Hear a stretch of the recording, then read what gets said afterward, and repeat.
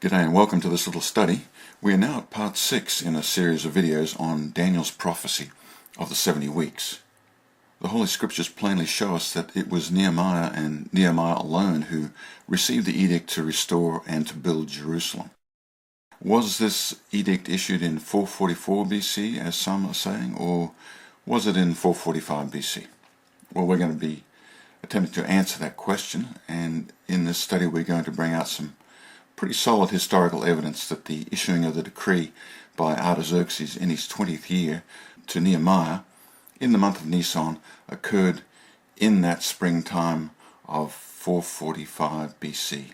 There are a number of articles related to the subject over at the website endtimepilgrim.org, and there are also a few videos at the YouTube channel Gavin Finley.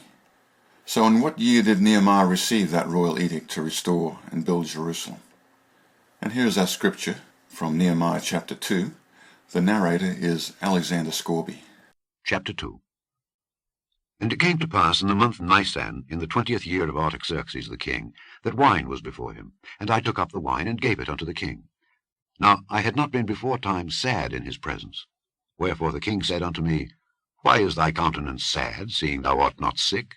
This is nothing else but sorrow of heart. Then I was very sore afraid, and said unto the king, Let the king live forever. Why should not my countenance be sad, when the city, the place of my father's sepulchres, lieth waste, and the gates thereof are consumed with fire? Then the king said unto me, For what dost thou make request? So I prayed to the God of heaven. And I said unto the king, If it please the king, and if thy servant have found favor in thy sight, that thou wouldest send me unto Judah, unto the city of my father's sepulchres, that I may build it.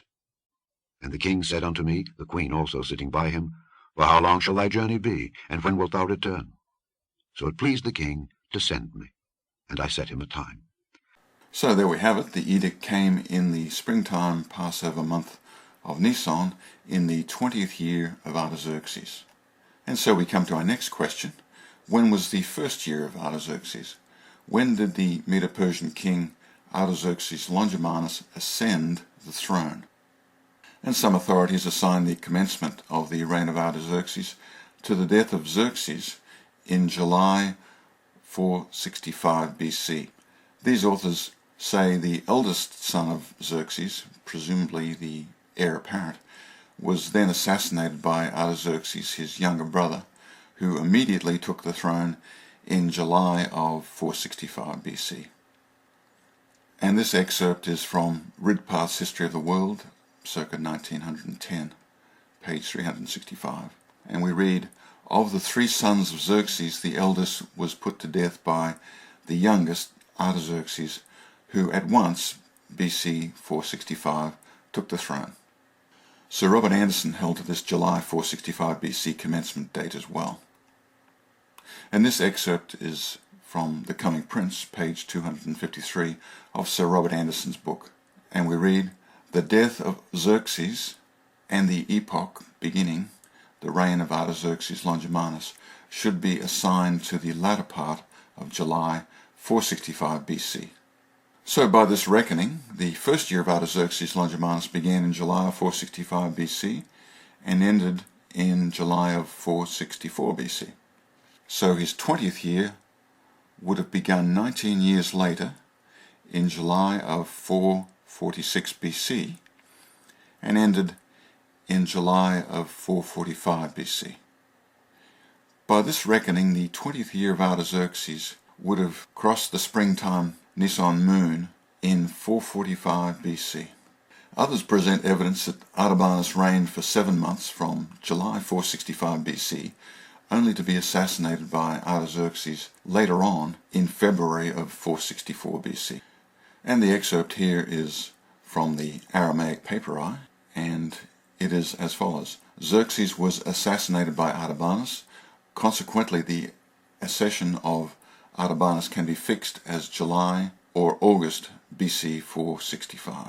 And this particular excerpt made its way into the monthly notices of the Royal Astronomical Society, volume 69, page 8. By this reckoning, the first year of Artaxerxes Longimanus began in February of 464 BC, and if the first year of Artaxerxes began in February of 464 BC. The 20th year would have begun 19 years later in February of 445 BC. And since the Nisan moon comes in March of April, then we can fix the date for the edict in the springtime of 445 BC. And so according to this reckoning and the previous reckoning, the 20th year of Artaxerxes still tags the springtime Nisan moon in 445 BC. So we can say with very good assurance that the 70 weeks prophecy began under the springtime Nisan moon of 445 BC. I hope you're finding these studies helpful.